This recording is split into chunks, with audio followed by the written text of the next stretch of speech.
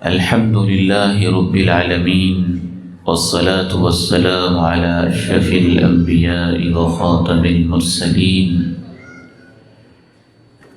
محمد النبي الأمين، وعلى آله وأصحابه وأتباعهم أجمعين إلى يوم الدين.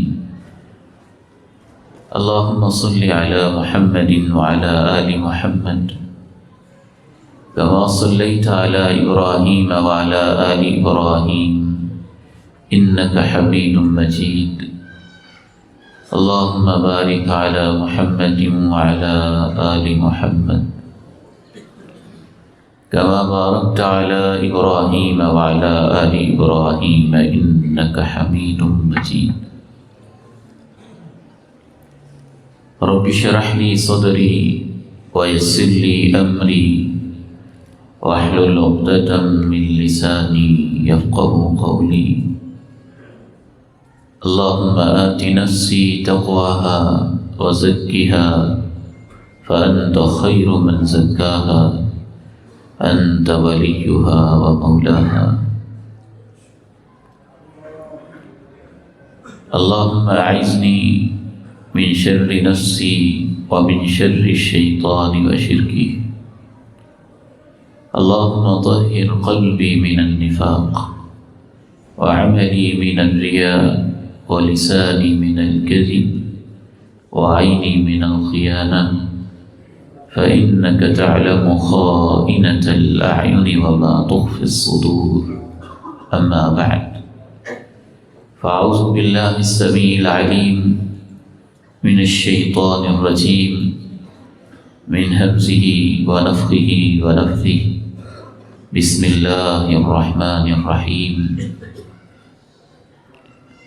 يا أيها الذين آمنوا قوا أنفسكم وأهليكم نارا وقودها الناس والحجارة عليها ملائكة غلاظ شداد لا يعصون الله ما أمرهم ويفعلون ما يؤمرون.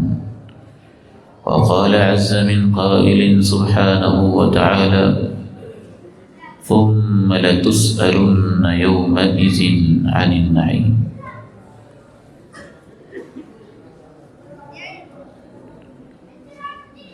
تربیت اولاد کا چیلنج آج کی ہماری ملاقات کا عنوان قرار پایا ہے. اصلاح خاندان کا 3 روزہ یہ ایک پروگرام اور اس کا آج آخری الوداعی دن ہے. یہ اللہ کے لیے محبت، اس میں بھی اللہ نے کیا خیر اور برکت رکھی ہوئی ہے. ایک حدیث میں آتا ہے کہ قیامت کے دن اللہ تعالیٰ کچھ لوگوں کو وہ مقامات اور وہ منازل عطا فرمائے گا یغبطہم الانبیاء، کہ ان کے عالی مقامات کو دیکھ کر انبیاء بھی ان پہ رشک کرتے ہوں،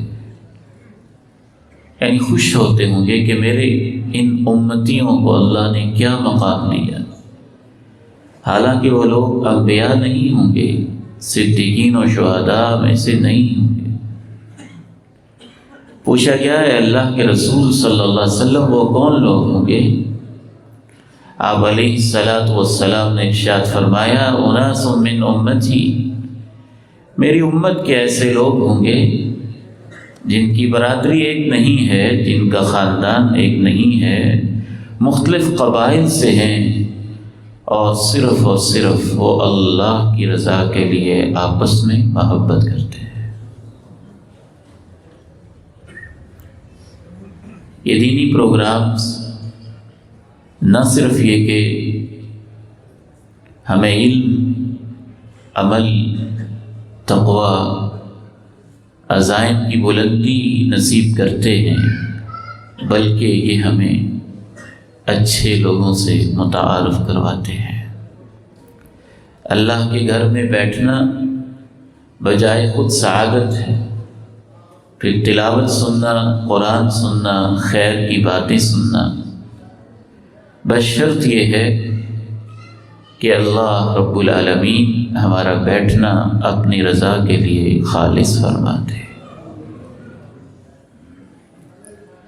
نہ کسی کی رضا مقصود ہو، نہ کوئی لالچ ہو، اور نہ ہی کوئی ایسا عمل جو دینی مجلس کے وقار کے منافی ہو۔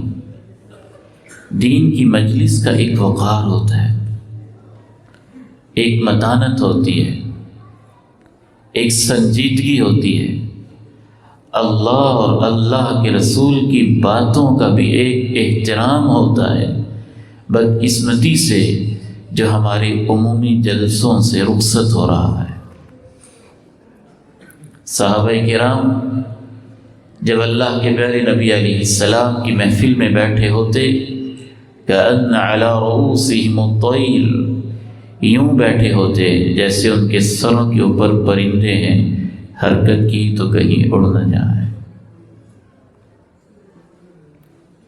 ایمان کی تازگی ان کو نصیب ہوتی۔ فرشتے بعض دفعہ ان سے ملاقات کے لیے اور ان کا قرآن سننے کے لیے نازل ہوتے، اور دین کی مجالس میں ایمان کی ایسی تازگی صحابہ کو نصیب ہوتی کہ صحابہ کرام کہتے ہیں پیغمبر دو جہاں صلی اللہ علیہ وسلم کے پاس بیٹھے ہوئے جب ہم دسترخوان پہ کھانا کھاتے تھے، وَلَقَدْ كُنَّا نَسْمَعُ تَسْبِيحَ الطَّعَامِ وَهُوَ يُؤْكَلُ بَيْنَ يَدَيْهِ، آپ علیہ الصلاۃ والسلام کی موجودگی میں فِدَاءُ أَبِي وَأُمِّي، اس ہستی پہ میرے ماں باپ قربان جائیں، ان کی مجلس میں ایمان کی کیسی تازگی ہوتی۔ صحابہ کہتے ہیں کہ ہم روٹی کے کھانے کے نوالوں سے بھی سبحان اللہ کی آوازیں سنتے تھے۔ وہ تو ہر وقت ہوتی ہیں، لیکن ان کو سننے کے لیے ایمان کا جو لیول چاہیے ہوتا ہے وہ اس وقت اس مجلس میں ان کو نصیب ہوتا۔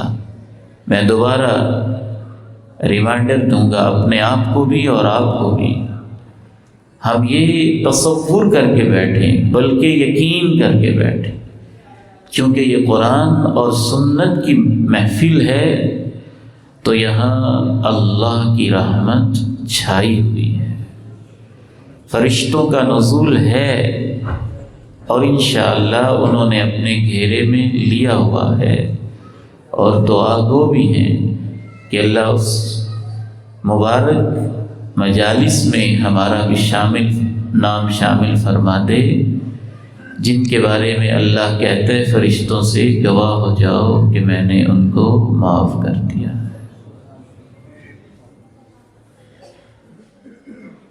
اولاد کی تربیت اس دور کا سب سے بڑا مسئلہ ہے، سلگتا ہوا ایک تحدی ہے، ایک چیلنج ہے، ایک بحران ہے جو اس وقت امت کو درپیش ہے۔ اور بد نصیبی کی بات یہ ہے کہ اکثر باپ بھی اس سے غفلت برتے ہوئے ہیں، ماؤں نے بھی چشم پوشی کر رکھی ہے، سکولز کی دوڑ بھی، کتاب، سلیبس، نمبر، امتحان، ٹیسٹ، مارکس، پوزیشن، یہاں تک ہے۔ ماں کہتی ہے باپ کی ذمہ داری ہے تربیت کرے، باپ کہتا ہے ماں کی گود تربیت گاہ ہوتی ہے، ماں باپ دونوں کہتے ہیں اسکول والے تربیت کریں، اور اسکول والے کہتے ہیں ہمیں تو نمبر چاہیے، سلیبس کور ہونا چاہیے، ٹیسٹنگ ہونی چاہیے، پوزیشن چاہیے۔ ہمارا مستقبل ان کی پوزیشن کے ساتھ وابستہ ہے۔ نتیجہ یہ ہے اکثر و بیشتر الا ماشاء اللہ چند ایک تقوی والے، خدا ترسی والے لوگ موجود ہیں، اللہ ان کو سلامت رکھے۔ ان کو چھوڑ کر اکثر و بیشتر سکولوں میں بھی تغافل ہے، ماں بھی غفلت کی نیند سوئی ہوئی ہے، باپ بھی غفلت کی چادر تانے ہوئے ہے۔ نتیجہ یہ ہے کہ شیطان نے اس موقع کو غنیمت سمجھا ہے اور اب وہ موبائل، ٹک ٹاک، فیس بک، واٹس ایپ، انٹرنیٹ، یوٹیوب اور سکرین کے ذریعے سے ہمارے بچوں کی وہ تربیت کر رہا ہے اور ویسی کر رہا ہے جیسے وہ چاہتا ہے۔ ہر ویڈیو کا ایک مقصد ہے، ہر گیم کی بنانے کے پیچھے کروڑوں روپے کی انویسٹمنٹ ہوتی ہے اور وہ کوئی پاگل نہیں ہوتا جو انویسٹمنٹ کرتا ہے، گیم کے پیچھے بھی کوئی مقصد ہوتا ہے۔ میں تو سمجھتا ہوں کہ بین الاقوامی جو گیمز اور بین الاقوامی جو کھیلوں کے مقابلہ جات ہیں، ان کے پیچھے بھی کوئی پالیٹکس ہوتی ہے، ان کی بھی ایک فلسفی ہوتی ہے، ان کا بھی ایک مقصد ہوتا ہے۔ ہر ڈرامے کا ایک مقصد ہوتا ہے، ہر فلم کا ایک مقصد ہوتا ہے، ہر سین کے پیچھے بھیجنے والے کا کوئی نہ کوئی ہدف ہوتا ہے۔ ہم سادہ سے لوگ یہاں بیٹھے ہوئے ہیں بغیر کسی تھنک ٹینک کے، ہمارا بھی تو ایک مقصد ہے نا، جس مقصد کے لیے ہم بیٹھے ہیں۔ اللہ کی رضا کا مقصد ہے، اصلاح خاندان کا مقصد ہے، نفرتوں کو بانٹنے کا مقصد ہے، محبتوں کو بانٹنے کا مقصد ہے، امت کے اندر الفت پیدا کرنے کا مقصد ہے، میاں بیوی کو قریب کرنے کا مقصد ہے، بہنوں بھائیوں کو آپس میں گلے ملانے کا مقصد ہے۔ ایک مقصد کے لیے ہم بیٹھے ہیں۔ تو آپ کا کیا خیال ہے بین الاقوامی سطح کے تھنک ٹینک ہزاروں لاکھوں کروڑوں ڈالرز کی انویسٹمنٹ فلموں، ڈراموں، گیموں کے پیچھے بلا وجہ کرتے ہیں؟ کوئی تفریح نہیں ہوتی ہے اور کوئی خبر نیوٹرل نہیں ہوتی ہے اور کوئی چینل نیوٹرل نہیں ہوتا ہے۔ ہر ایک کا اپنا ایک ویژن ہوتا ہے، ہر ایک کا اپنا ایک مقصد ہوتا ہے۔ جب والدین بھی غافل ہوئے، جب سکول والے بھی غافل ہوئے، جب کالج والے بھی غافل ہوئے، تو شیطان نے اپنے ایجنڈے کو پھلایا اور اس کے پاس اب وہ ذرائع موجود تھے جو پہلے میسر نہیں تھے، اور اس نے چھوٹی چھوٹی ان چیزوں کے ذریعے جن کو ہم معمولی سمجھتے ہیں، بچوں کے ذہنوں میں وہ ڈالا گیا جو وہ چاہتے تھے۔ وہ پاکستان ہی کا ایک بچہ تھا، اس امت کا ایک بچہ تھا، اس کی ماں بھی کلمہ پڑھتی تھی اور اس کا باپ بھی کلمہ پڑھتا تھا، اس کے پڑوس میں مسجد بھی تھی، اور کبھی کبھی وہ ممبر پہ کسی خطیب کی آواز بھی سنتا تھا۔ اس کی دادی کی لاش گھر میں پڑی ہوئی تھی اور وہ انتظار میں تھا کہ کب وہ سین ہوتا ہے جو میں دیکھا کرتا ہوں۔ وہ تو معصوم بچہ تھا، اس سے رہا نہ گیا۔ اس نے کہا ماما یہ جو دادو ہے اس کی چتا کو آگ کب لگائیں گے اور اس کے لیے لکڑیاں کب جمع کریں گے اور پھر اس کی شانتی کب ہوگی اور اس کو آگ کیسے لگائیں گے؟ وہ حیران بیٹا تمہیں نہیں پتا ہم مسلمان ہیں، ہم ایسے نہیں کرتے، ہم تو غسل دیتے ہیں، ہم تو جنازہ پڑھتے ہیں۔ وہ جواب دیتا ہے ماما لیکن میں تو فلموں میں ایسے ہی دیکھتا ہوں۔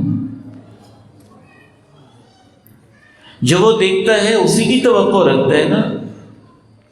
بچہ تو سارے کا سارا اپنی آنکھوں کے مشاہدے سے، کانوں کی سماعت سے، اپنی ٹچنگ سے، محسوسات سے، انہی سے اپنا نالج بناتا ہے، انہی سے سب کچھ سیکھتا ہے۔ پھر تربیت کے بہت سارے پہلو ہیں۔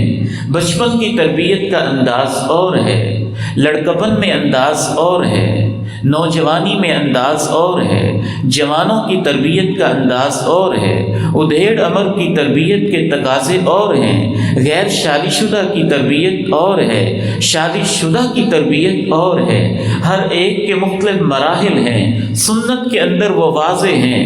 نبیوں کی زندگی میں تو یہ تربیت ایسی نظر آتی ہے، اپنے بیٹوں کی شادیاں کرنے کے بعد بھی وہ تربیت کی فکر میں رہتے ہیں۔ ابراہیم اسماعیل کے گھر جاتا ہے، حالات پوچھتا ہے، اپنی بہو کی اخلاقی تربیت کا جائزہ لیتا ہے اور پھر اپنے بیٹے کی تربیت کی خاطر اپنے بیٹے کو کوئی فیصلہ سناتا ہے۔ جناب صدیق اپنی شادی شدہ بیٹی عائشہ صدیقہ کی تربیت کر رہے ہیں، امام کائنات اپنی شادی شدہ بیٹی فاطمہ شہزادی جنتی عورتوں کی سردار حسنین کی ماں کی گھر میں جا کے تربیت کر رہے ہیں، سونے کے وظیفے بتا رہے ہیں، داماد کی تربیت کر رہے ہیں۔ یہ کوئی ایسا موضوع نہیں ہے جو 1 گھنٹے کے اندر سمیٹا جا سکے۔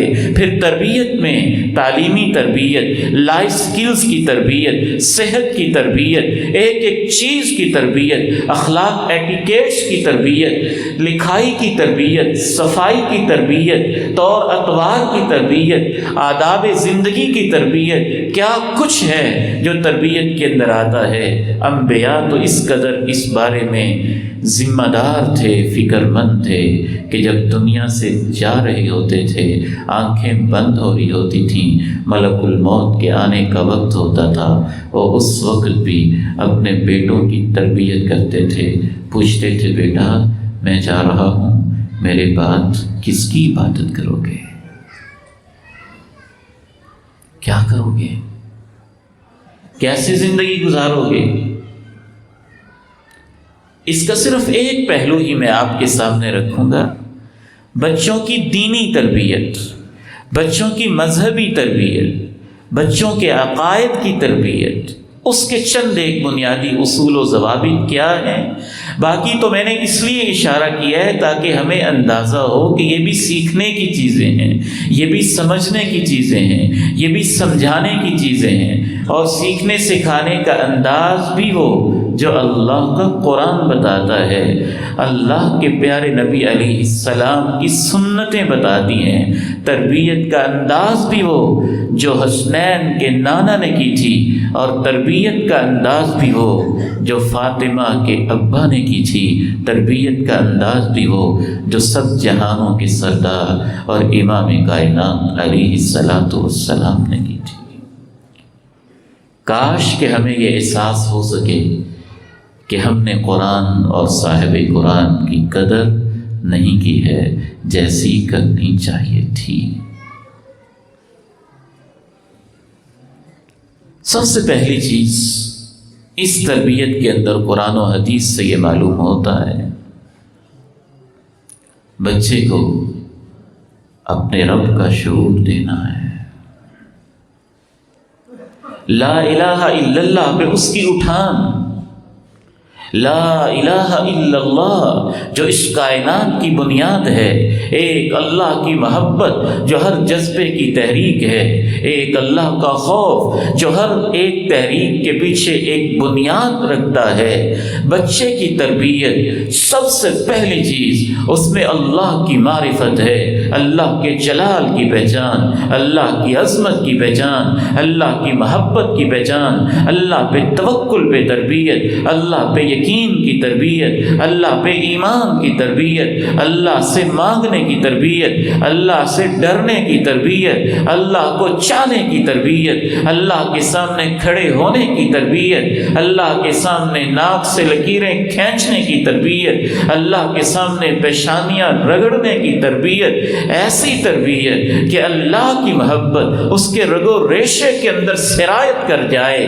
اس کے لیے تو کوئی دلیل کی ضرورت نہیں ہے نا، ابھی بچہ پیدا ہوا ہے، آنکھیں اس نے پوری نہیں کھولی ہیں، کان بھی اس کے پوری طرح سماعت کے لیے تیار نہیں ہوئے ہیں۔ ہمارا دین کیا خوبصورت دین ہے، یہ ہمیں کہتا ہے جاؤ اس بچے کو اٹھاؤ جو ابھی ایک بول نہیں بول پاتا ہے، جو ابھی اچھی طرح سے حرکات و سکنات کا مالک بھی نہیں ہے، اس کے کانوں میں جا کے کہہ دو اللہ اکبر اللہ اکبر اللہ اکبر اللہ اکبر، اشہد ان لا الہ الا اللہ، اشہد ان لا الہ الا اللہ، اشہد ان محمد رسول اللہ، اشہد ان محمد رسول اللہ، حی علی الصلاۃ حی علی الصلاۃ حی علی الفلاح حی علی الفلاح، اللہ اکبر اللہ اکبر، لا الہ الا اللہ۔ دنیا نے تربیت کی بڑی کتابیں لکھی ہیں، مجھے تو ساری ہی کتابیں بڑی چھوٹی سی نظر آتی ہیں۔ پیغمبر کائنات کی سنتوں کے سامنے تربیت کی اتنی فکر ہے کہ امت کے بچوں کے کان میں پیدا ہوتے ہی اذان دی جا رہی ہے۔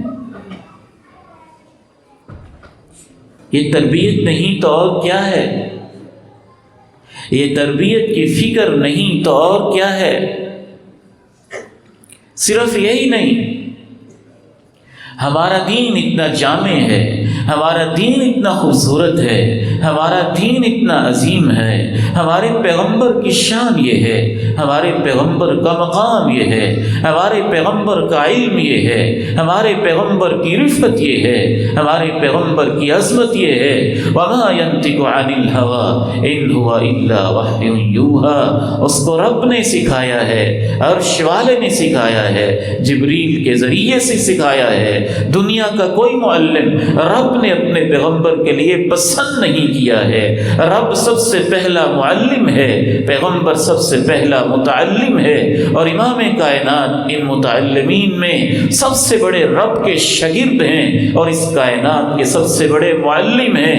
آپ کہتے ہیں او میری امت کے لوگو، او میری امت کے لوگو، او میری امت کے لوگو، میں تمہارا نبی تم سے کہتا ہوں تخیروا لنطفکم، تخیروا لنطفکم، جب رشتے دیکھا کرو تو دیکھ لیا کرو کہ تم اپنی پانی کے لیے اور اپنی اولاد کے مستقبل کے لیے کس جگہ کا انتخاب کر رہے ہو۔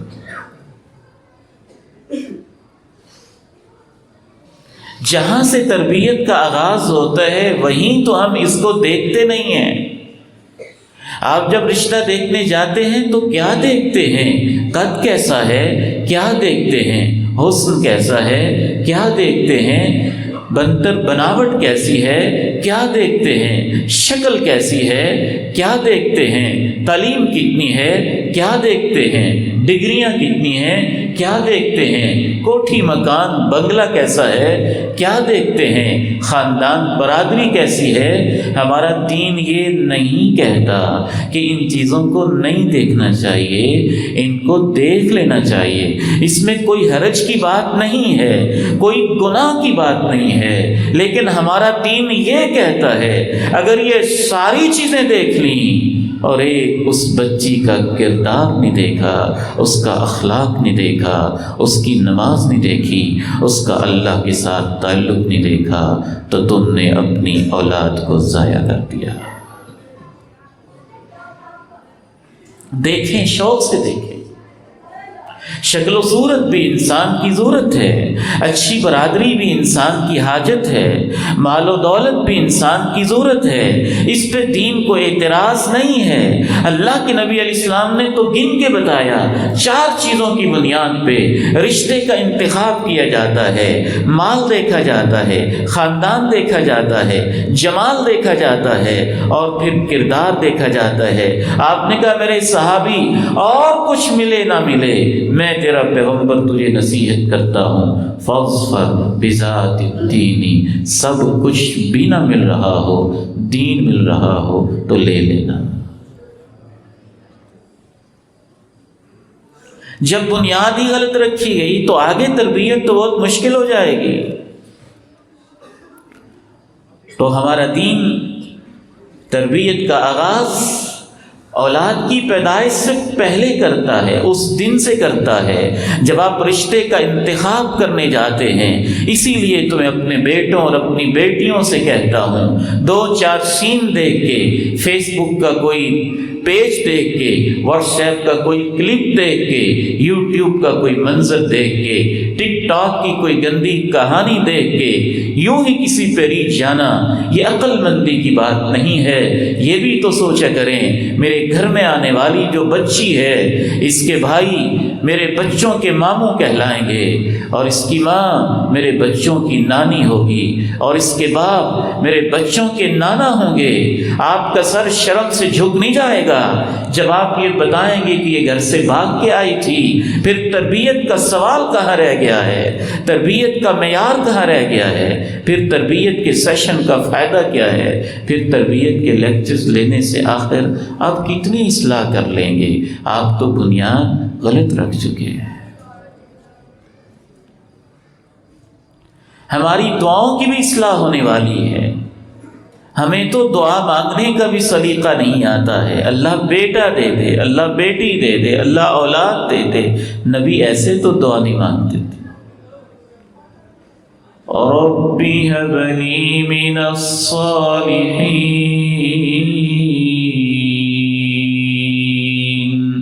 ربی ھب لی من الصالحین، اللہ مجھے صالح اولاد عطا فرما دے، نیک اولاد عطا فرما دے۔ دعا کے اندر بھی آپ کی ترجیح ٹپکتی ہے نا، آپ کو کیا چاہیے؟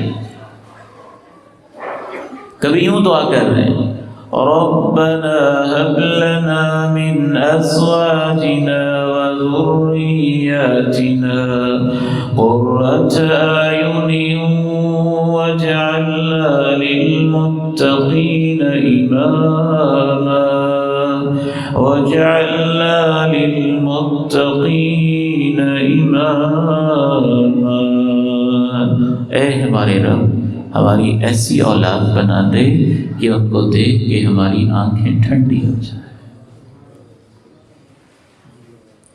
سید عطا اللہ شاہ بخاری رحمہ اللہ، میرے والد گرامی کی ان سے ملاقات تھی تو کہتے تھے کہ سید عطا اللہ شاہ بخاری رحمہ اللہ کے چہرے پہ اللہ نے ایسا نور رکھا تھا کہ ہندوستان میں جب غیر مسلم عورتیں بھی دیکھتی تھی تو کہتی تھی مسلمانوں کا اوتار آ گیا ہے، اور جب قرآن پڑھتے تھے تو 5-5 گھنٹے ان کا خطاب ہوتا تھا، قرآن کی بارش ہوتی تھی، اور خود حضرت شاہ صاحب فرمایا کرتے تھے میں قرآن کیوں نہ پڑھوں، میری ماں جب مجھے دودھ پلاتی تھی تو دودھ پلاتے پلاتے وہ روزانہ قرآن کے 5 پارے پڑھ جاتی تھی۔ تربیت کا آغاز رشتے کے انتخاب سے ہوتا ہے۔ تربیت کا آغاز اس وقت بھی ہوتا ہے جب وہ حالت حمل میں ابھی ماں کے پیٹ میں ہوتا ہے۔ اس وقت آپ ماں کے ساتھ سلوک کیا کرتے ہیں؟ ماں کو سہولت کیا دیتے ہیں؟ ماں کو صحت کیا دیتے ہیں؟ ماں گھر میں سنتی کیا ہے؟ ماں کی فیلنگز کیا ہیں؟ ماں سوچتی کیا ہے؟ ماں دیکھتی کیا ہے؟ ماں بولتی کیا ہے؟ ماں چلتی کدھر ہے؟ ماں جاتی کدھر ہے؟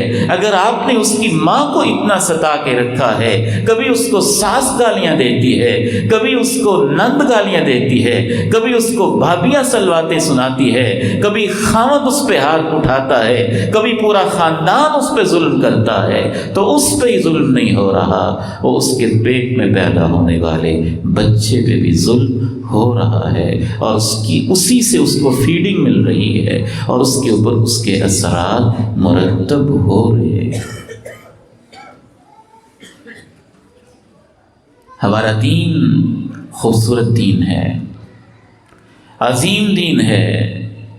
میں نے دنیا کے کسی سائنسدان کی کتاب میں یہ نہیں پڑھا کہ وہ کہتا ہو کہ تمہارے بچوں کی تربیت تب شروع ہوتی ہے جب رشتے کا انتخاب ہوتا ہے۔ یہ تعلیم دی ہے تو کونین کے تاجدار نے دی ہے، یہ علم دیا ہے تو بس سامنا کے لال نے دیا ہے، یہ علم دیا ہے تو دونوں جہانوں کے سردار نے دیا ہے، یہ علم دیا ہے تو بس اسی ہستی نے دیا ہے جس کے بارے میں رب نے کہا تھا وَمَا يَنطِقُ عَنِ الْهَوَىٰ، وہ تو میرے اشارے کے بغیر بولتا ہی نہیں ہے۔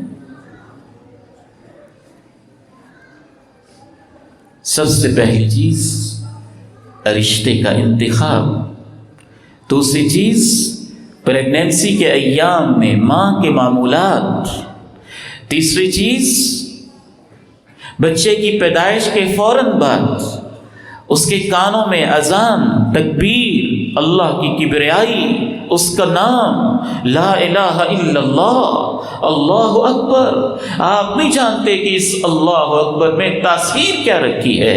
اس کے ساتھ ہی اس کا اچھا نام، اس کے ساتھ ہی اس کو نیک کسی صالح بندے سے گڑتی دلوانا، یعنی بچپن سے ابھی اس کو شعور نہیں ہے، لیکن اس کے منہ کے اندر جو سب سے پہلی خوراک جائے وہ کسی نیک اور صالح انسان نے چبائی ہوئی ہو۔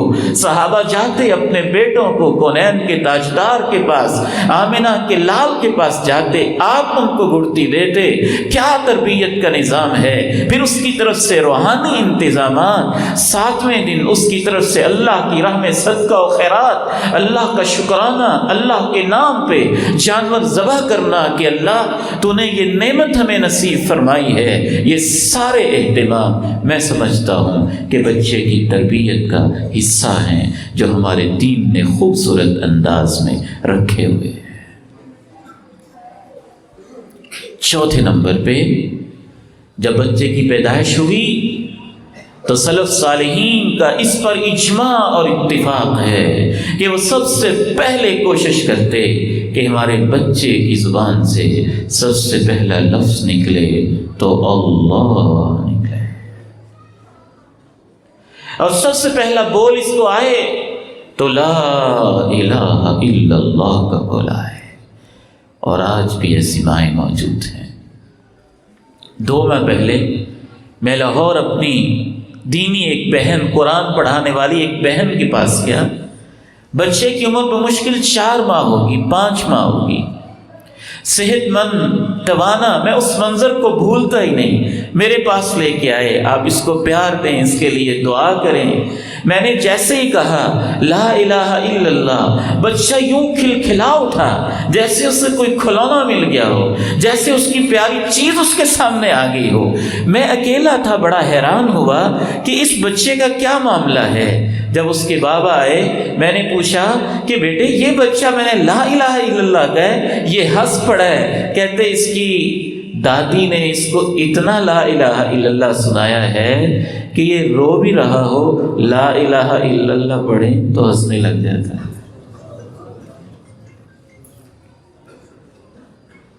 آپ کیا الفاظ سکھاتے ہیں یہ آپ بہتر جانتے ہیں۔ مائیں کیا سکھاتی ہیں یہ سوالیہ نشان ماؤں کے لیے ہے۔ وہ چھوٹے سے 2 ماہ کے بچے کو کیا دکھاتی ہیں یہ ان پر ڈیپینڈ کرتا ہے۔ کیا سیلفیاں ہیں، کیا تصویریں ہیں، کیا موبائل کی ریزز ہیں، اور کیسے اس کی پیدائش کی تصویریں بھی دائیں بائیں یوں گھمائی جا رہی ہیں، اور پتہ نہیں ان ریزز کے ذریعے بچے کی صحت کیا کیا نقصان ہو رہا ہے، اور اس موبائل پہ وہ کیا کچھ دیکھ رہا ہے۔ آپ سمجھتے ہیں کچھ نہیں ہو رہا، نہیں، ہمارا دین تو بتاتا ہے کہ سب کچھ ہو رہا ہے۔ اسی لیے تو پیدائش کے فوراً بعد اللہ اکبر اللہ اکبر ہے۔ اللہ کی معرفت کیسے سکھانی ہے، چند ایک باتیں اس حوالے سے میں رکھوں گا۔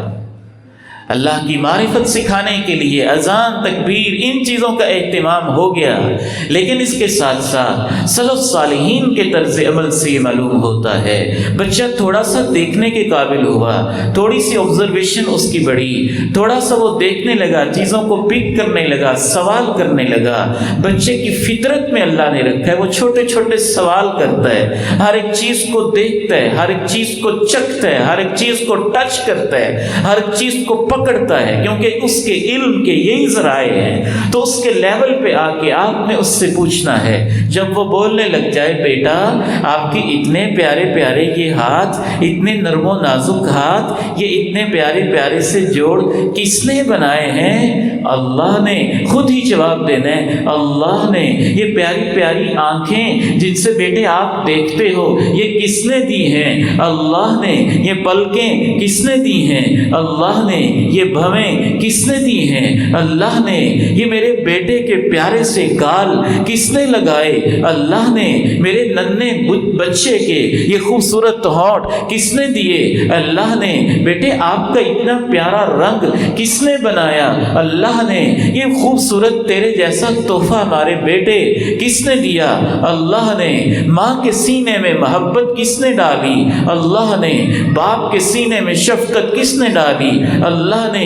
بیٹا دیکھتے ہو وہ سورج جب تھوڑا تھوڑا بڑا ہو رہا ہے، ساتھ ساتھ اللہ کی معرفت کے سوال بڑھاتے چلے جائیں۔ یہ سورج کون نکالتا ہے؟ روشنی کون دیتا ہے؟ اندھیرے کون لاتا ہے؟ زمین کے فرش کو کون بچھاتا ہے؟ آسمان کی چھت کو تان کے سر کے اوپر کھڑے کون کرتا ہے؟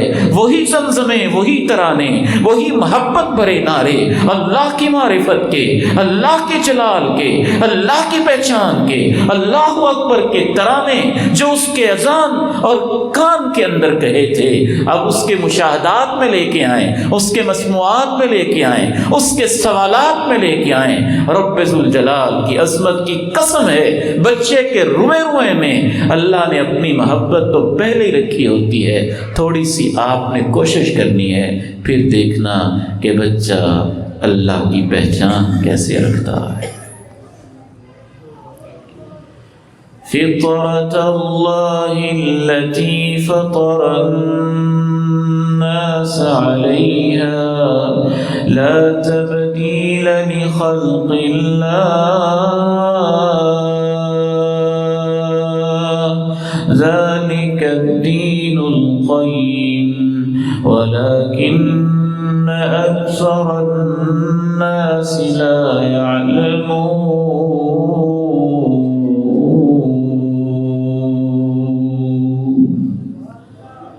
اللہ نے ہر بچے کو اپنی معرفت پہ پیدا کیا ہوتا ہے۔ والدین اس پہ پردے ڈالتے ہیں، ماحول اس پہ پردہ ڈالتا ہے، گلی محلے کے دوست اس کو خراب کرتے ہیں، سوسائٹی اس کو خراب کرتی ہے۔ میرا تو اس قرآن کے اوپر اتنا ایمان ہے، اگر کسی بچے کو آپ ایک ایسے ویرانے میں چھوڑ دیں جہاں کچھ نہ ہو، وہ پھر بھی اپنے دل میں جانتا ہوگا کہ میرا کوئی اللہ ہے، مجھے کوئی پیدا کرنے والا ہے۔ اور پھر یہ لفظ کتنا پیارا ہے، اللہ اللہ، دل سے ایک دفعہ کہہ کے تو دیکھیں، لا الہ الا اللہ، کتنا پیارا لفظ ہے۔ دنیا کا کوئی بھی شخص جو بھی زبان بولتا ہے، سب سے آسان اس کے لیے یہ لفظ بولنا ہوگا، چاہے وہ بچہ چائنا کا ہے، چاہے وہ امریکہ کا ہے، چاہے اس کی مادری زبان انگریزی ہے، چاہے اس کی مادری زبان جاپانی ہے، چاہے اس کی مادری زبان ہندی اور سنسکرت ہے، چاہے اس کی مادری زبان اردو ہے۔ رب ذوالجلال نے یہ کلمہ اتنا پیارا رکھا ہوا ہے کہ بچہ بھی سب سے آسانی کے ساتھ سب سے پہلے یہ کلمہ بول سکتا ہے، اور مرتے ہوئے وہ انسان جو اور کچھ نہ بول سکتا ہو، لا الہ الا اللہ، اپنی سانسوں سے وہ بھی بول سکتا ہے۔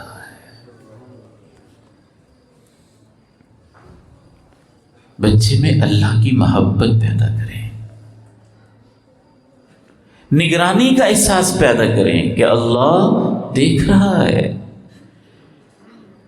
یہ دیکھیں جناب لقمان اپنے بیٹے کی تربیت کر رہے ہیں، اور اللہ کا قرآن ان کی تربیت کا انداز اللہ کو اتنا پسند آتا ہے کہ اللہ جناب لقمان کی تربیت کے جملے قرآن کا حصہ بنا دیتے ہیں۔ یا بنی انہا ان تک مثقال حبۃ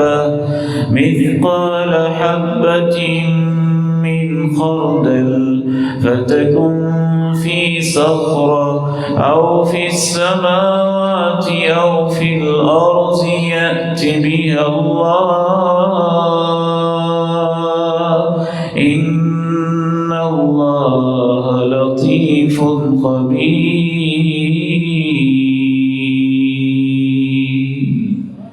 اے میرے بیٹے، یقین مانو، رائی کے دانے کے برابر بھی کوئی چیز ہو پہاڑوں کی چٹانوں میں ہے، چٹانوں میں ہو، آسمان کی فضاؤں میں ہو یا زمین کی تہوں میں ہو، ہمارا اللہ وہ ہے کہ وہاں سے بھی اس کو لے آئے گا۔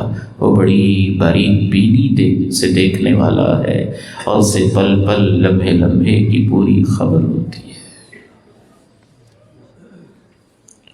فرشتوں کا تصور بتائیں، ہمارے دائیں بائیں فرشتے ہوتے ہیں، ہمارے ہر عمل کو لکھ رہے ہوتے ہیں، وہ ہم سے پیار کرتے ہیں، وہ ہماری حفاظت کرتے ہیں۔ اللہ نے ان کو ہمارے لیے مقرر کیا ہوتا ہے، وہ نیک لوگوں کے ساتھ ساتھ ہوتے ہیں، ان کی حفاظت کر رہے ہوتے ہیں، ان کے دائیں بائیں ہوتے ہیں، ان کے آگے پیچھے ہوتے ہیں، ان کی نیکیاں لکھتے ہیں، قدموں کے نشان لکھتے ہیں، ایک ایک چیز کو لکھتے ہیں۔ ان میں آخرت کا تصور پیدا کریں کہ جو دو لوگ آتے ہیں بیٹے، ایک دن وہ دنیا سے چلے جاتے ہیں، جیسے میں تمہارا باپ ہوں، میرا بھی ایک باپ تھا، میرے باپ کا بھی ایک باپ تھا، بیٹا وہ دادا جی کہاں پہ ہیں؟ وہ دنیا میں نہیں رہے ہیں، وہ چلے گئے ہیں، ہم نے بھی ایک دن چلے جانا ہے۔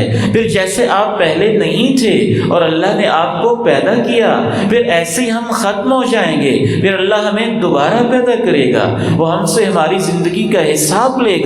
جیسے ویسے بچے کی عمر کا لیول ہے، اس کے لیول پہ آ کے، اس کے زبان کی سطح پہ آ کے، اس کی سوچ کی سطح پہ آ کے، اس کے مطابق بڑی حکمت اور دانائی اور بصیرت کے ساتھ اس میں اللہ کی معرفت پیدا کریں، اس میں آخرت کی فکر پیدا کریں، اس میں فرشتوں کا تصور پیدا کریں، اس کے دل میں قرآن کی محبت پیدا کریں، قرآن کا کوئی کھلونا اس کو لے کے دیں، وہ ٹچ کرے، عمر کے مطابق بچپن میں ہے تو ایسی اس کو سکرین دکھائیں، سامنے قرآن کی تلاوت ہو، پھر اللہ کی تخلیق ہو، فَبِأَيِّ آلَاءِ رَبِّكُمَا تُكَذِّبَانِ ہو، اور اس کے سامنے پھول ہوں، چنبیلی ہو اور گلاب کی پتیاں ہوں اور ساتھ باپ کی تشریح ہو۔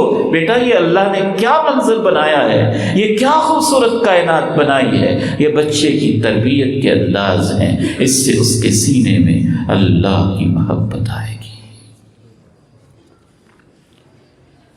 اکثر لوگ یہ کرتے نہیں، اس کے لیے ٹیم کی ضرورت ہے، اس کے لیے پورے تھنک ٹینک کی ضرورت ہے، اس کے لیے پورے سلیبس کی ضرورت ہے، اس کے لیے ہماری کے جی اور نرسری کے اس سلیبس کو جو موجودہ چل رہا ہے ردی کی ٹوکری میں پھینک کے اس قرآن کی روشنی میں کوئی نیا سلیبس بنانے کی ضرورت ہے۔ اس کے لیے میں تو سمجھتا ہوں کہ باقاعدہ کلپ بنانے کی ضرورت ہے، ویڈیو بنانے کی ضرورت ہے، تصاویر بنانے کی ضرورت ہے، جس میں اللہ کی پہچان ہو، قرآن کی پہچان ہو، اللہ کی تخلیق کی پہچان ہو، ایک پوری نئی دنیا، ایک پورا نیا جہان آباد کرنے کی ضرورت ہے۔ میں ایک تعلیم کے میدان کا بندہ ہوں اور میں شرم سے اپنے سر کو جھکا لیتا ہوں، میری آنکھیں نم ہو جاتی ہیں اور میرا دل پھٹتا ہے جب میں یہ دیکھتا ہوں کہ ہم یہاں کیا پڑھا رہے ہیں اور بچوں کی کس نہج پہ تربیت کر رہے ہیں۔ ہماری جماعتیں، ہماری تنظیمیں، ہمارے بڑے بڑے ادارے اس طرف کیوں نہیں سوچ رہے ہیں؟ ہم اپنے بچوں کا مستقبل کیوں تباہ کر رہے ہیں؟ میں یہ نہیں کہتا کہ سب کچھ ختم ہو جائے، ہو چلتا رہے ضرورت کے مطابق، لیکن سب سے زیادہ فوکس اس چیز پہ ہو، سب سے زیادہ توجہ ان چیزوں پہ ہو۔ بچوں کو اخلاقیات سکھائی جائیں، اللہ کی معرفت سکھائی جائے، آخرت کا تصور سکھایا جائے۔ مجال ہے کہ بچے کی پھر دنیا نہ بدلے۔ اکثر اس طرف دھیان نہیں ہے، دھیان ہے تو وہ بھی اس طریقے سے نہیں ہے جو ماہرین نفسیات اور ماہرین تعلیم بتاتے ہیں۔ یاد رکھیے، اللہ کے خوف کا تذکرہ کم سے کم کریں، یہ خود اللہ کے قرآن سے معلوم ہوتا ہے۔ قرآن کا پہلا صفحہ بچوں کے لیے بھی ہے، بڑوں کے لیے بھی ہے، جوانوں کے لیے بھی ہے۔ میں نے تو یہ باتیں کی ہیں نا، سچ تو یہ ہے قرآن کے پہلے صفحے کی روشنی میں کی ہے، یہ یہاں لکھی ہوئی ہے۔ غور کرنے سے سمجھ میں آتی ہے کہاں سے قرآن شروع ہوتا ہے۔ بسم اللہ الرحمن الرحیم،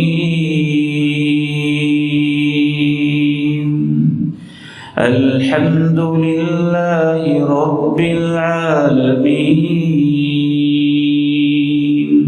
الرحمن الرحیم مالک یوم الدین الحمد للہ رب العالمین الرحمن الرحیم۔ بچوں کے لیے اگر آپ سلیبس بنائیں گے نا تو الحمدللہ رب العالمین کے اندر پوری کی پوری آپ کی جیوگرافی اور پورے کے پورے آپ کے یہ زو اور پورے کے پورے یہ پوری دنیا آ جائے گی۔ اب یہ ماہرین تعلیم کا کام ہے کہ بچوں کے لیول پہ اس کو کیسے لے کے آنا ہے۔ الرحمن الرحیم مالک یوم الدین ایاک نعبد و ایاک نستعین ایاک نعبد و ایاک نستعین۔ اس کو یہ سکھائیں ہمارا مالک صرف اللہ ہے، ہمارے سجدے صرف اسی کے لیے ہیں، ہماری دعا ہاتھ کے لیے صرف اسی کے سامنے اٹھتے ہیں۔ ایاک نعبد و ایاک نستعین۔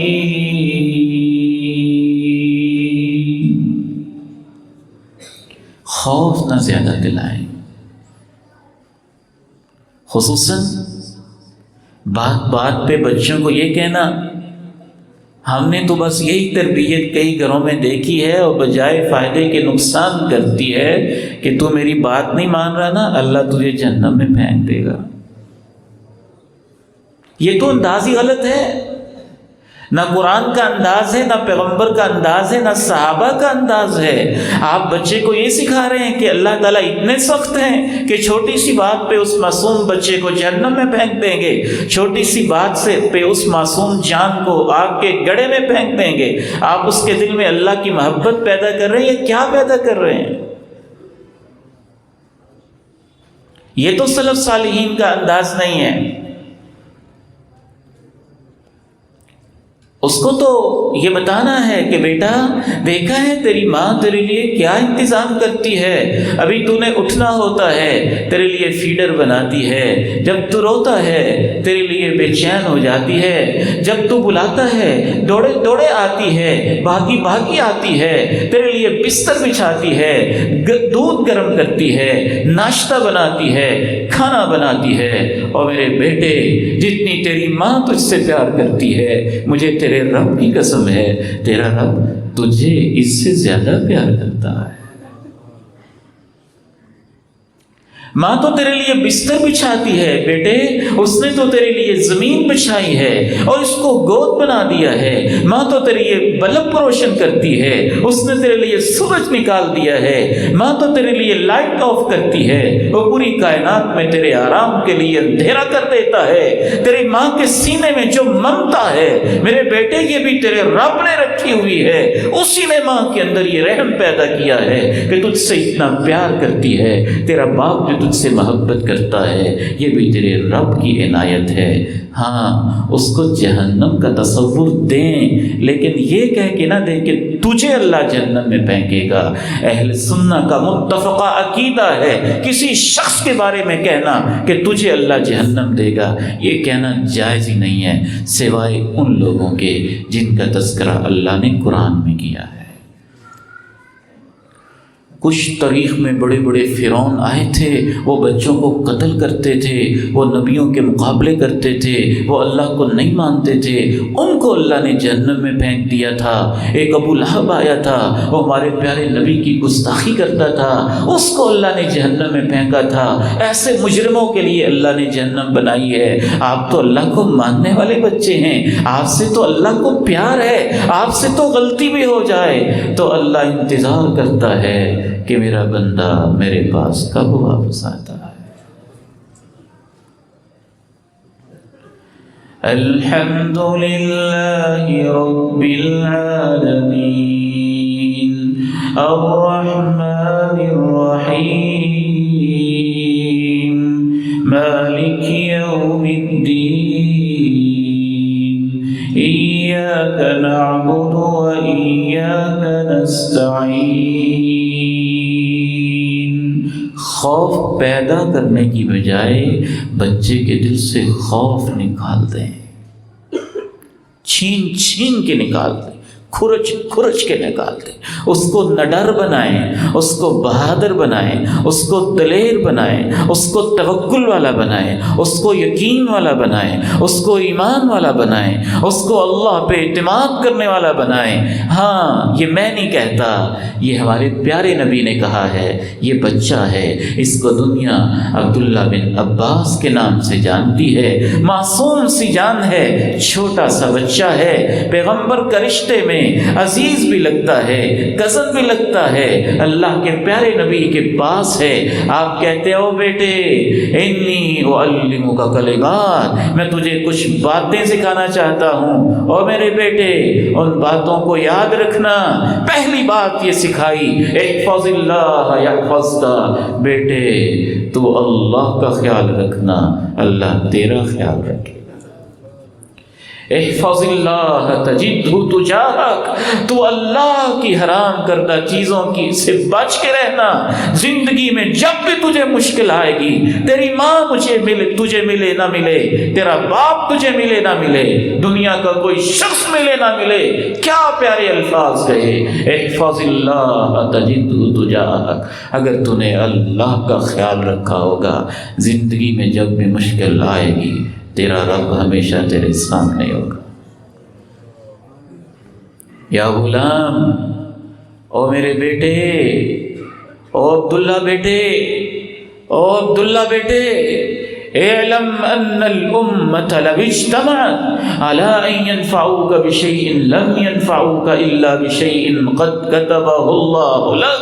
دنیا کے سارے بادشاہ جمع ہو جائیں، سارے وزیر جمع ہو جائیں، سارے وڈیرے جمع ہو جائیں، اور سب اکٹھے ہو کے تجھے کوئی فائدہ پہنچانے جائیں، کچھ نہیں کر سکیں گے۔ اتنا ہی فائدہ ہوگا جتنا تیرا رب چاہے گا۔ اعلم، او عبداللہ بیٹے، جان لے، اس چیز پہ یقین کر لے، ان الامہ لو اجتمعت، اگر امت ساری اکٹھی ہو جائے، علی ان یضروک بشیء، تیرا نقصان کرنے کے لیے، لم یضروک بشیء، تیرا کچھ نہیں بگاڑ سکیں گے، تیرا بال بھی بیکا نہیں کر سکیں گے، اتنا ہی نقصان ہوگا جتنا اللہ نے تیری تقدیر میں لکھ دیا ہے۔ رفعت الاقلام وجفت الصحف، سب فیصلے اللہ کے پاس ہوتے ہیں۔ یہ تربیت ہے۔ سو جا ورنہ جن آ جائے گا، سو جا چڑیل آ جائے گی، سو جا پٹھان آ جائے گا، سو جا وہ گاگڑ پتہ نہیں کیا ہمیں بچپن میں بڑا سنتے تھے، وہ فلاں چیز آ جائے گی، یہ ہو جائے گا، وہ ہو جائے گا۔ یہ کیسے بچوں کی تربیت ہو رہی ہے؟ کیسے ان کو بزدل بنایا جا رہا ہے، اور کیسے ان کے سینوں کے اندر خوف بھرے جا رہے ہیں۔ وہ سائے سے ڈرتا ہے، وہ اندھیرے سے ڈرتا ہے، وہ چڑیلوں سے ڈرتا ہے، وہ جنوں سے ڈرتا ہے، وہ فلان چیز سے ڈرتا ہے، فلان چیز سے ڈرتا ہے، وہ دھاگے سے ڈرتا ہے، وہ بیری سے ڈرتا ہے، وہ درخت سے ڈرتا ہے، وہ ڈھیری سے ڈرتا ہے، وہ پتھر سے ڈرتا ہے۔ یہ تربیت ہے؟ یہ اللہ کے پیارے نبی علیہ السلام کا کوئی انداز ہے؟ آپ نے ایسے تربیت کی ہے، آپ نے ایسے تربیت کی ہے، اپنے عزیزوں کی تربیت کی ہے، حسنین کریمین کی تربیت کی ہے، جنت کے شہزادوں کی تربیت کی ہے۔ اس لیے تو وہ تلواروں کے سائے میں ڈٹے رہے، دنیا کی کسی چیز سے انہوں نے خوف نہ کھایا، وہ ڈرتے تھے تو صرف اپنے رب سے ڈرتے تھے۔ سیکھیں، نبی سے سیکھیں، رحمت دو جہاں سے سیکھیں، دونوں جہانوں کے امام سے سیکھیں، ہر چیز ان سے سیکھیں، یہاں سے ملے گی، آپ کی سنتوں سے ملے گی، آپ کے فرمودات سے ملے گی، آپ کے اقوال زرین سے ملے گی، آپ کے ارشادات مبارکہ، ارشادات عالیہ سے ملے گی۔ فدا ابی و امی، میرے ماں باپ آپ پہ قربان ہو جائیں۔ ایک تیسری بات یہ بھی سیکھنے کی ہے اور سمجھنے کی ہے، بچے کو اللہ سے مانگنا سکھائیں۔ وہ آپ سے مانگے تو کہیں بیٹے پہلے اللہ سے دعا کرو نا، پھر اللہ ہمیں دے گا۔ آج شاپنگ کرنے جا رہے ہیں ٹھیک ہے، لیکن آپ دعا تو کریں نا، یا اللہ ہمیں یہ بھی دے دینا، اللہ ہمیں یہ بھی دے دینا، اللہ ہمیں یہ بھی دے دینا، اللہ ہمیں یہ بھی دے دینا۔ اللہ کے پیارے نبی نے یہ بھی تربیت کی، اذا سألت فاسأل اللہ واذا استعنت فاستعن باللہ۔ جب مانگنا تو اللہ سے مانگنا، جب مدد کے لیے پکارنا تو اللہ کو پکارنا۔ اور یہ سمجھ لینا ایک ایک امت کے فرد کی تربیت کی، اللہ کے پاس دینے کے لیے وہ کچھ ہوتا ہے۔ اے بیٹے جن بھی آ جائیں، انسان بھی آ جائیں، چھوٹے بھی آ جائیں، بڑے بھی آ جائیں، تیری آپ بھی آ جائے، تیرا بھائی آ جائے، تیری ماما آ جائے، تیرے ابو آ جائیں، فیملی کے سارے لوگ آ جائیں، سب مانگتے جائیں، ہمارے اللہ کے پاس اتنے خزانے ہیں، اللہ سب کو دیتا جائے۔ سب کو دینے کے بعد بھی بیٹا سمندر سے ایک سوئی نکالیں اور اس کی نوک پہ جتنا پانی لگا ہوتا ہے، سب کو دینے کے بعد ہمارے رب کے خزانوں میں اتنی کمی بھی نہیں آتی ہے۔ یہ بچہ پھر حسد کرے گا، یہ بچہ پھر لالچی ہوگا، یہ بچہ چیز بات بات پہ رال ٹپکائے گا۔ یہ سچا مسلمان بچہ ہوگا جس نے قرآن کے سائے میں تربیت پائی ہوگی، یہ پھر ڈٹ جانے والا بچہ ہوگا۔ بچے کو نماز کی تربیت دیں اور نماز کے لیے سختی نہ کریں۔ 7 سال تک صرف یہ ہے تربیت اپنی کریں نا، آپ بچے کے سامنے نماز پڑھیں، یہی اس کی تربیت ہے۔ بچے کے سامنے آپ دعا کریں، یہی اس کی تربیت ہے۔ اس کو بالکل سخت نہ کریں، آؤ میرے ساتھ نماز پڑھو، نہیں، بچہ اتنا سلیم الفطرت ہے اور بچوں کی فطرت اتنی پیاری ہے، آپ اس کے سامنے مصلی بچھا کے تو دیکھیں، وہ آپ کے ساتھ آ کے خود ہی سجدے کرے گا۔ اس لیے ہر گھر میں ایک چھوٹی سی مسجد ہونی چاہیے۔ آپ کہیں گے یہ نیا مسئلہ آ گیا ہے، نیا نہیں ہے۔ مدینہ منورہ کا جو ماحول تھا، مدینہ منورہ سے محبت ہے، مدینہ کے ماحول سے بھی محبت کریں، مدینہ میں رہنے والے صحابہ سے محبت کریں، ہمیں مدینہ کی گلیوں سے بھی محبت ہے، مدینہ کے پہاڑوں سے بھی محبت ہے، لیکن مدینے والے کے انداز سے بھی محبت کریں۔ اپنے گھروں کا ماحول بھی وہ بنائیں جو پیغمبر کے دور میں مدینے کے گھروں کا ہوتا تھا۔ صحابی آتے تھے، کہتے تھے اللہ کے پیارے نبی ہمارے گھر میں آ کے 2 رکعت پڑھ دیں، ہم نے گھر میں ایک مسجد بنانی ہے۔ گھر میں مسجد کیا ہوتی ہے؟ یہ نہیں کہ آپ نے کوئی جگہ وقف کر دینی، نہیں، کیا ڈیزائن ہے آپ کے گھروں کے؟ ٹی وی لاؤنج ہے نا، ڈرائنگ روم بھی ہے نا، بیڈ روم بھی ہے نا، تو ایک چھوٹا سا پریئر روم بھی بنا دیں، وہی مسجد ہے۔ 5x5 کا بنا دیں، 10x10 کا بنا دیں، نئی جگہ ہے، وسائل کم ہیں، کوئی مسئلہ نہیں ہے۔ جو آپ کا بیڈ روم ہے اسی کے ایک کونے میں 4x4 کی جگہ تھوڑی سی سائڈ پہ کر کے وہاں جائے نماز بچھا کے کہتے ہیں بیٹا یہ مسجد ہے، جب ہم نے دعا کرنی ہوگی ہم یہاں بیٹھا کریں گے، ہم نفل یہاں پڑھا کریں گے، نماز یہاں پڑھا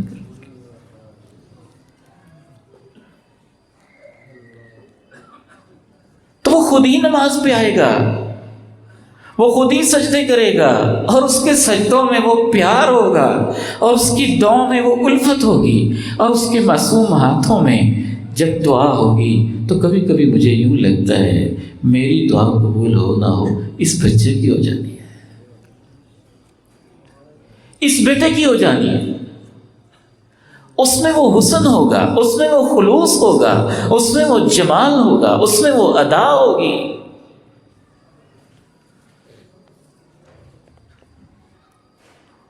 ایک صاحب تھے، یقین انسان کو کہاں کہاں لے جاتا ہے۔ توحید تھی ان کے پاس، کچھ غلط کام بھی کر لیتے تھے، انسان ہے، انسان سے غلطیاں ہو جاتی ہیں۔ کہتے ہیں کہ میرے اوپر جب بھی کوئی پریشانی آتی ہے میں گھر کے سارے بچوں کو اکٹھا کر لیتا ہوں اور کہتا ہوں کہ اللہ کے سامنے رو رو، آنسو بہاؤ۔ سارے گھر والے جب روتے ہیں تو چند دنوں میں اللہ میری پریشانیاں دور کر دیتا ہے۔ گھروں میں مسجد بنائیں۔ اسی لیے تو اللہ کے پیارے نبی علیہ السلام نے فرمایا، ان انجینئرز کو کوئی سکھا دے کہ یہ تو بڑا کہہ دیتے ہیں اچھا آپ نے ٹی وی لاؤنج نہیں بنانا، کوئی مسلمان انجینئر ہو تو اتنا ہی کہہ دے کسی نقشہ بنانے والے سے کہ اچھا پھر اس میں پریئر روم بنانا ہے، تو پوچھے گا اچھا پریئر روم بھی ہوتا ہے، تو مسلمان انجینئر اس کو تھوڑا سا سمجھا دے کہ ہاں مدینے میں ہوتا تھا اور صحابہ کے گھروں میں ہوتا تھا اور وہ باقاعدہ اس کو بناتے بھی تھے اور اللہ کے نبی کو بلا کر کہتے بھی تھے کہ آپ پہلے 2 رکعتیں پڑھ جائیں تاکہ یہاں برکتیں ہی ہو جائیں، اور پھر وہ اس جگہ پہ نماز پڑھا کرتے تھے۔ تو تھوڑی سی توجہ دلانی ہے نا،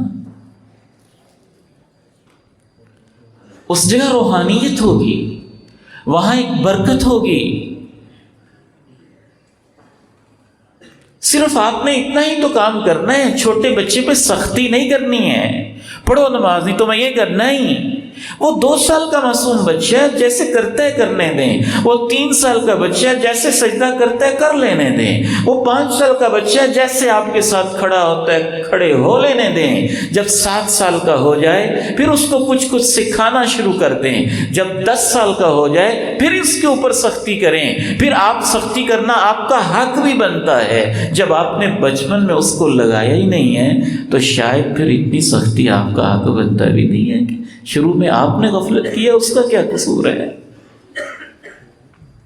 اسی لیے تو رسول اللہ صلی اللہ علیہ وسلم نے ارشاد فرمایا، مروا ابناءکم بالصلاۃ وہم ابناء 7، جب بچے 7 سال کے ہو جائے نا پھر ان کو کہا کرو کہ نماز پڑھنی ہے، اس سے پہلے کہنا نہیں ہے۔ اس سے پہلے کیا انداز ہے، یہ اللہ کے پیارے نبی علیہ الصلاۃ والسلام ہے، فداء ابی و امی، میرے ماں باپ ان پہ قربان جائیں۔ اپنی معصوم نواسی سیدہ زینب کی بیٹی سیدہ امامہ کو آپ نے اٹھایا ہوا ہے، اپنی گود میں یوں پیار کے ساتھ اٹھایا ہوا ہے، قیام کر رہے ہیں اٹھایا ہوا ہے، رکوع کر رہے ہیں بٹھا دیتے ہیں، سجدہ کر رہے ہیں بٹھا دیتے ہیں، پھر رکوع کر رہے ہیں پھر اٹھا لیتے ہیں۔ صحابیات اپنے بچوں کو نماز میں ساتھ بھی لے آتی تھیں، کبھی کبھی ان کی آواز بھی آ جاتی تھی، پھر ان کو برداشت بھی کیا جاتا ہے۔ اللہ کے پیارے نبی علیہ السلام فرماتے ہیں، میں نماز شروع کرتا ہوں، میرا ارادہ ہوتا ہے لمبی نماز پڑھوں گا، مجھے بچے کے رونے کی آواز آتی ہے تو میں اپنے ارادے کو کینسل کر کے نماز کو مختصر کر دیتا ہوں۔ بچے آتے تھے تو رونے کی آواز آتی تھی۔ یہ حسنین کریمین ہیں۔ عبداللہ ابن شداد رضی اللہ عنہ بیان کرتے ہیں، ظہر یا عصر کا وقت تھا، ابھی یہ کتنے معصوم بچے ہوں گے، 2 ہجری 3 ہجری کے اندر تو ان کی پیدائش ہو رہی ہے۔ اللہ کے پیارے نبی علیہ السلام کی وفات کے وقت ان کی عمر بمشکل 8 سال تھی۔ آپ کی وفات سے پہلے کا واقعہ لیا جائے تو ان کی عمر 4 سال کی بنتی ہوگی، 3 سال کی بنتی ہوگی، 5 سال کی بنتی ہوگی۔ یہ 3-4 سال کے بچے ہیں، یہ جنت کے بننے والے شہزادے ہیں، آپ ان کو ساتھ لے آتے ہیں۔ جناب عبداللہ ابن شداد کہتے ہیں کہ اللہ کے پیارے نبی علیہ السلام سجدے میں جاتے ہیں تو یہ آپ کے اوپر چڑھ کے بیٹھ جاتے ہیں اور آپ سجدہ لمبا کر دیتے، سجدہ لمبا کر دیتے۔ جب سجدہ لمبا کر دیتے ہیں تو یہ صحابی کہتے ہیں کہ میں پریشان ہو جاتا ہوں، غیر معمولی طور پہ سجدہ آپ نے لمبا کر دیا ہے، تو میں نماز کے اندر ہی سر اٹھا کے دیکھ لیتا ہوں کہ کوئی حادثہ تو نہیں ہو گیا۔ ایمرجنسی میں کبھی انسان ایسے سر اٹھا بھی لیتا ہے، اس کے بس میں نہیں رہتا۔ تو اللہ کے پیارے نبی سے تو صحابہ کو محبت ہی بہت تھی، معمولی سا کھٹکا ہوتا تھا، صحابہ کو اپنی نہیں پیغمبر کی فکر ہوتی تھی، کہیں دشمن نے کوئی شرارت نہ کر دی ہو، کہیں کوئی پریشانی نہ ہو گئی ہو، یوں سر اٹھا کے دیکھتے ہیں کہ اتنا لمبا سجدہ کیا معاملہ ہو گیا ہے۔ کہتے ہیں میں دیکھتا ہوں تو حسن و حسین میں سے کوئی ایک آپ کی کمر مبارک پہ چڑھ کے بیٹھے ہوتے، سنن نبی داؤد کی حدیث، سنن نسائی کی حدیث۔ آپ سلام پھیرتے ہیں، صحابہ پوچھتے ہیں کہ اللہ کے پیارے نبی جی آج آپ نے بڑا لمبا سجدہ فرمایا۔ آپ ارشاد فرماتے ہیں کوئی مسئلہ نہیں تھا، بس یہ میرا جو پھول جیسا نواسا ہے نا، یہ میرے اوپر چڑھ کے بیٹھ گیا تھا۔ میں نے کہا جب تک یہ خود نہیں اٹھے گا میں بھی سر نہیں اٹھاؤں گا۔ کیا تربیت ہے، کیا محبت ہے، کیا ادائیں ہیں۔ اور جب تربیت ایسے ہے تو ان بچوں کے شوق بھی کیا ہے، شوق بھی کیا ہے۔ پتہ نہیں کیوں میرے دل میں غم تازہ ہونے لگتے ہیں جب میں صحابہ کے بچوں کا تذکرہ کرتا ہوں نا، تو میرا سینہ پھٹنے لگتا ہے کہ ہم کیا حشر کر رہے ہیں اپنے بچوں کا۔ وہ عبداللہ ابن عباس کتنے سال کا نوجوان ہوگا، بمشکل کوئی 13-14 سال عمر ہوگی، اور اس کا شوق یہ کہتا ہے میرے دل میں خیال آیا کہ آج میں اپنی خالہ جی کے گھر جاؤں گا، اور خالہ جی کے گھر جا کے میں یہ دیکھوں گا کہ میرے خالو جی دونوں جہانوں کے سردار اللہ کے پیارے نبی علیہ السلام رات کیسے گزارتے ہیں، اللہ کی عبادت کیسے کرتے ہیں۔ کہتے میں خالہ کے گھر چلا گیا، ان کی خالہ سیدہ میمونہ تھی، اللہ کے نبی علیہ السلام کی اہلیہ ہماری ماں جی تھی۔ کہتے ہیں بِتُ عِنْدَ خالتی میمونہ، میں اپنی خالہ کے گھر چلا گیا، جاگتا رہا، اللہ کے پیغمبر علیہ السلام کے اٹھنے کا وقت ہوا، میں نے مسواک رکھا، میں نے پانی بھر کے رکھا، میں نے آپ کی خدمت کی، میں نے اہتمام کیا۔ آپ نے پوچھا یہ کس نے کیا ہے؟ بتایا گیا یہ عبداللہ نے کیا ہے، یہ عباس کے بیٹے نے کیا ہے، یہ میرے بھانجے نے کیا ہے۔ آپ علیہ السلام نماز پڑھنے لگے، میں آپ کے ساتھ کھڑا ہو گیا۔ مجھے نہیں پتا تھا کہ جو مقتدی ہے اس نے دائیں طرف کھڑے ہونا ہوتا ہے، میں بائیں طرف کھڑے ہو گیا۔ آپ نے میرے کان سے پکڑ کے یوں پیار سے مجھے اپنے دائیں طرف کھڑا کیا۔ آپ نے کہا اے اللہ، یہ جو بچہ عبداللہ ہے، جو قرآن تو نے مجھ پہ نازل کیا ہے، اس کا فہم اس بچے کو عطا فرما دے۔ قرآن کے سب سے بڑے مفسر عبداللہ بن عباس ہیں رضی اللہ عنہما۔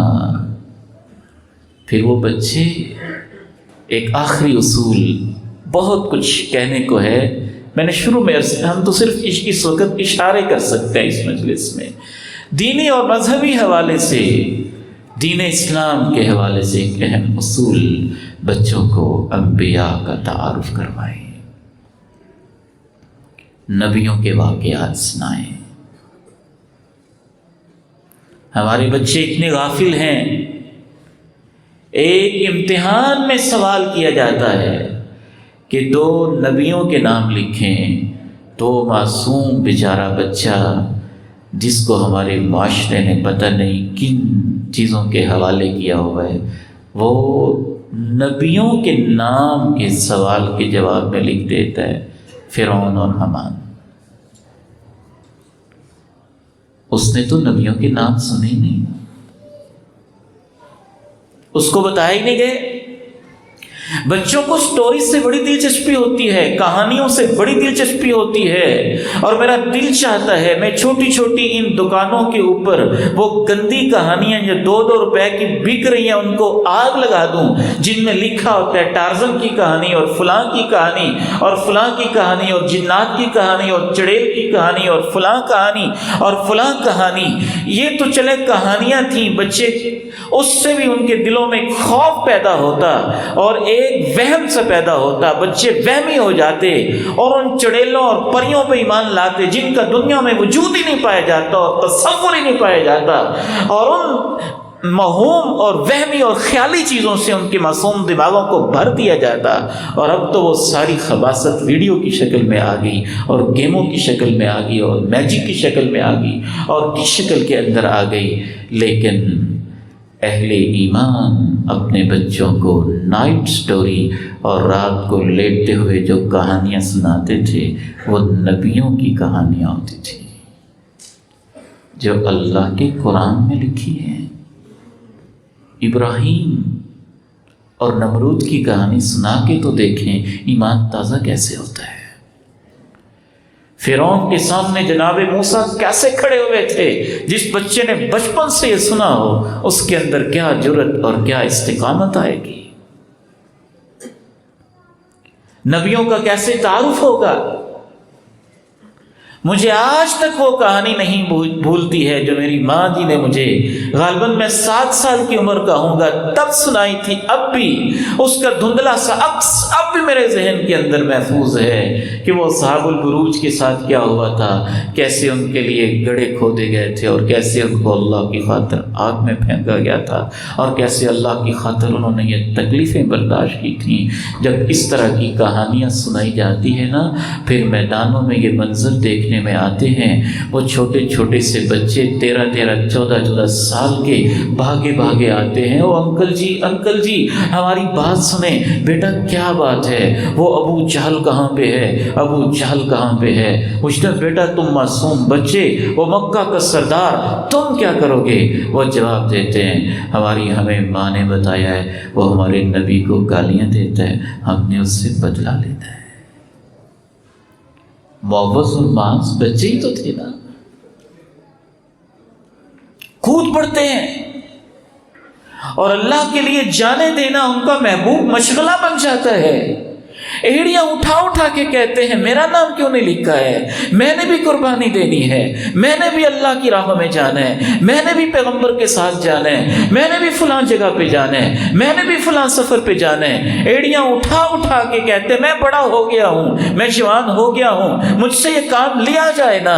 وہ 24-25 سال کی عمر میں عالم الناس بالحلال والحرام بن جاتے ہیں، حلال و حرام کے سب سے بڑے عالم بن جاتے ہیں، اور چھوٹی سی عمر میں قرآن کے قاری بھی بن جاتے ہیں، مجاہد بھی بن جاتے ہیں، فاتح بھی بن جاتے ہیں، معلم بھی بن جاتے ہیں، پیغمبر کے سچی محبت کرنے والے بھی بن جاتے ہیں. اور وہ معوض اور معاذ ابو جہل کی گردن اتار کے ہمیشہ تک کے لیے اپنے نام کو پیغمبر کے جانساروں میں شامل بھی کروا رہے تھے.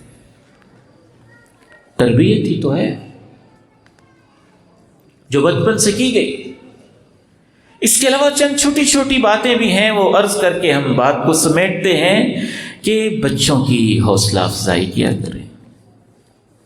کوئی اچھی بات کریں ان کو شاباش دیں، ماشاء اللہ پڑھیں، سبحان اللہ کہیں، انعام دے دیں. کبھی ہر وقت کبھی انعام دے دیں تاکہ وہ لالچی نہ ہو جائیں. کبھی پرائز دے دیں، کبھی شاباش دے دیں، کبھی تھپکی دے دیں، کبھی حوصلہ دے دیں. بیٹے آپ نے ماشاءاللہ یہ بہت اچھا کام کیا، یہ آپ نے بہت اچھا کام کیا ہے. ایک بچی نے چادر پہنی ہوئی ہے، اللہ کے پیرنٹ بھی کہہ رہے ماشاءاللہ ماشاءاللہ، سنا یہ بڑی پیاری لگ رہی ہے. بڑوں کی حوصلہ افزائی، چھوٹوں کی حوصلہ افزائی، بچوں کی حوصلہ افزائی، اس سے بچے موٹیویٹ ہوتے ہیں، ان کو موٹیویشن ملتی ہے، انسپائریشن ملتی ہے، تحریک ملتی ہے، وہ آگے بڑھتے ہیں، ان کو پتہ چلتا ہے یہ اچھی بات ہے. اور اللہ کا واسطہ ہے تنقید کام سے کام کیا کرے، سارا زور اس میں نہ لگایا کرے، یہ نہ کرو، یہ بھی نہ کرو، یہ بھی نہ کرو، یہ بھی نہ کرو، یہ بھی نہ کرو. ڈونٹ کم سے کم کر دیں اور ڈوز زیادہ سے زیادہ کر دیں. دیکھیں یہ بچہ ہے، اللہ کے پیارے نبی وسلم کھانا کھا رہے ہیں اور آتے ہی آگے یوں لپک پڑتا ہے، ادھر سے یوں کھایا. آپ نے یہ نہیں کہا اور ایسے نہ کھایا کرو، ایسے کیوں کیا ہے؟ نہیں کہا یا غلام بیٹے سم اللہ، بسم اللہ پڑھ کے کھایا کرو. وَكُلْ بِيَمِينِكَ بیٹے دائیں ہاتھ سے کھایا کرو. وَكُلْ مِمَّا يَلِيكَ بیٹے اپنے سامنے سے، اپنے آگے سے، سامنے سے کھایا کرو. وہ بچہ بھی کیا عظیم ہے. عمرو بن سلیمہ رضی اللہ عنہ کہتے فَمَا زَالَتْ تِلْكَ طِعْمَتِي بَعْدُ، جب تک میری زندگی رہی ویسے ہی کھاتا رہا جیسے امام کائنات نے بتایا تھا. ہمیں تربیت کی فکر آ بھی جائے تو مہینے بعد 2-4 ڈنڈے لگا دیتے ہیں، ٹھیک ہے تربیت ہو گئی.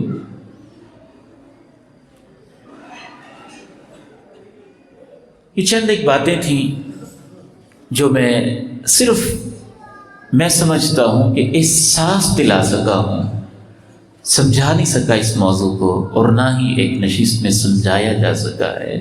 صرف احساس دلا سکا ہوں کہ ہمیں اس کی بہت زیادہ ضرورت ہے۔ اور سب سے اہم بات یہ ہے، آپ جتنی مرضی تقریریں کر لیں اور جتنی مرضی لیکچر دے لیں اور جتنی مرضی آپ کوشش کر لیں، بچے کریں گے وہی جو آپ کریں گے۔ اپنے آپ کو ٹھیک کر لیں، اپنے آپ کو ٹھیک کر لیں۔ ہم خود سچے ہو جائیں، ہم خود ایماندار ہو جائیں، ہم خود حلال کھانے والے ہو جائیں، ہم خود بچوں کے سامنے تلاوت کریں، ہم خود بچوں کے سامنے نفل پڑھیں، ہم خود بچوں کے سامنے سحریاں افطاریاں کریں، ہم خود بچوں کے سامنے رو رو کے دعائیں کریں، ہم خود بچوں کے سامنے رب سے مانگیں، ہم خود بچوں کے سامنے لڑائی جھگڑے سے بچیں، ہم خود بچوں کے سامنے اونچی آوازیں اٹھانے سے بچیں، ہم خود بچوں کے سامنے اپنے آپ کو بہتر کر لیں۔ انشاءاللہ جو آپ کریں گے آپ کا بچہ بھی وہ کرے گا۔ اور دعا تو پھر سب سے بڑا ہتھیار ہے۔ بس انہی گزارشات پہ میں اکتفا کرتا ہوں اس دعا کے ساتھ کہ اللہ ہمیں تربیت کے اس چیلنج سے نمٹنے کی توفیق عطا فرمائے۔